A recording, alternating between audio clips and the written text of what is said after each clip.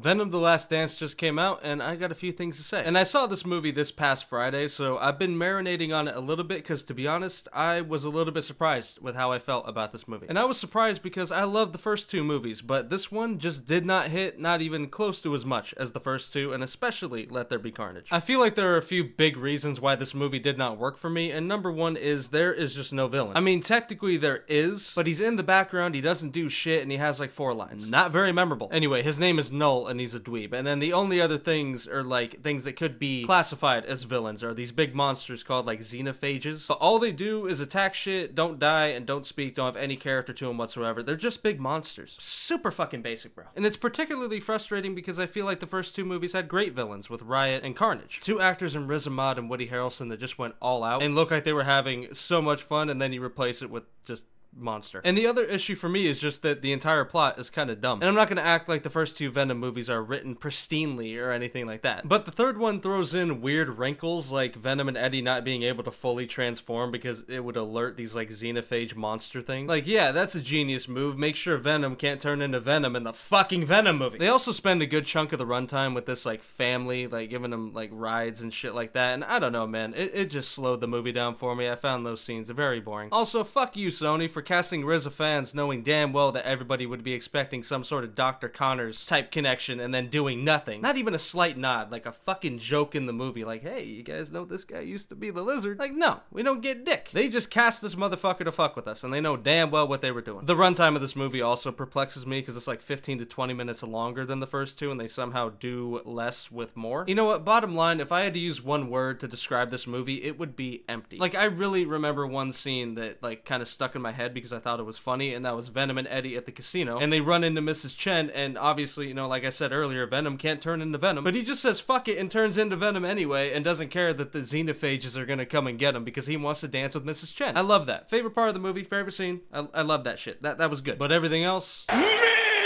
And I know some people definitely feel differently. I mean, have your opinion. 100% respect that. But I am genuinely shocked that a lot of people are saying that this is the best one. Like, if I had to give my personal rating for the movies, I'd give the first one like a 8.2. I'd give the second one like a 8.7. And The Last Dance would be like a 6.2. It's really just a huge step down from the first two for me. But I would still watch this 100 times over having to watch a single episode of the fucking Acolyte again. That show can suck my fucking dick. Sorry. I can't really talk about this show without getting upset. Anyway, end of the day, Venom: The Last Dance rounds out the Venom trilogy. I don't feel like it does it perfectly, but it does it okay. It's just not that memorable to me, other than Tom Hardy, because he's amazing in all of them, and he's the reason you even watch the Venom movies. And I'm just straight up glad that he decided to be Venom for as long as he did. Hopefully we get to see him again, but if we don't, we at least have this trilogy to remember. With that being said, though, I hope you guys enjoyed the video. Be sure to let me know what you thought, and I'll catch you guys in the next one.